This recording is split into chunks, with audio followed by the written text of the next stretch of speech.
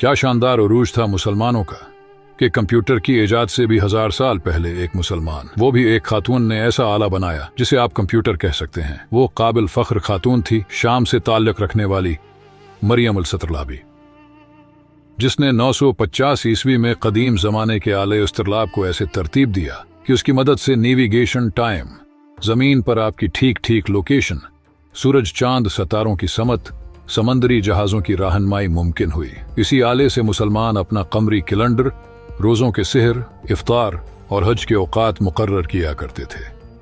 अलबीरोनी ने उसी आले की मदद से जमीन का कतर निकाला। गोया ये इस जमाने का कंप्यूटर था।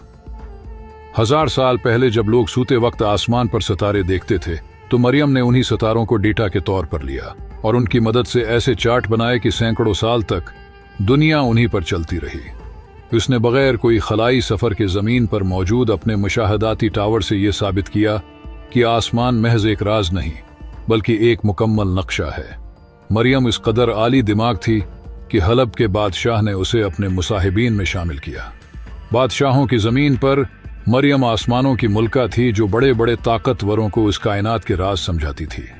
आज तो गूगल मैप्स और सैटेलाइट GPS मौजूद हैं, मगर चंद सौ साल पहले तक मरियम के बनाए गए चार्ट ही मुस्तनद थे। इतने मुस्तनद कि यूरोप की साइंसी तंजीम ने मरियम का नाम इस्लामी सुनहरे दौर की गैर मामूली औरत के तौर पर दर्ज किया और अमरीका के खलाई मुशाहदाती इदारे पालोमर ऑब्जर्वेटरी ने मरियम को खिराज अकीदत पेश करते हुए खला में दरियाफत एक चट्टान इसके नाम की।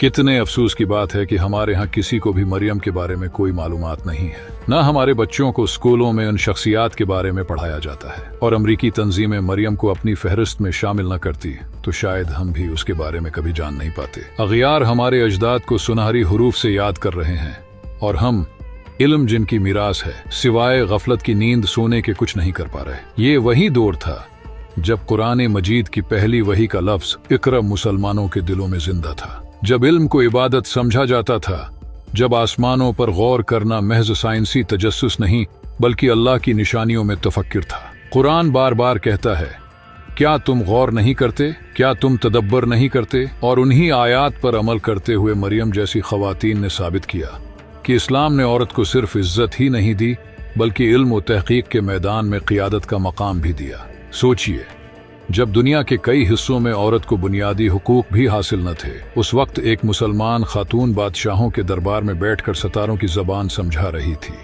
ये इस्लाम का अता करदा मकाम था। ये उस तालीम का असर था जिसमें नबी करीम ने फरमाया, इल्म हासिल करना हर मुसलमान मर्द और औरत पर फर्ज है। मरियम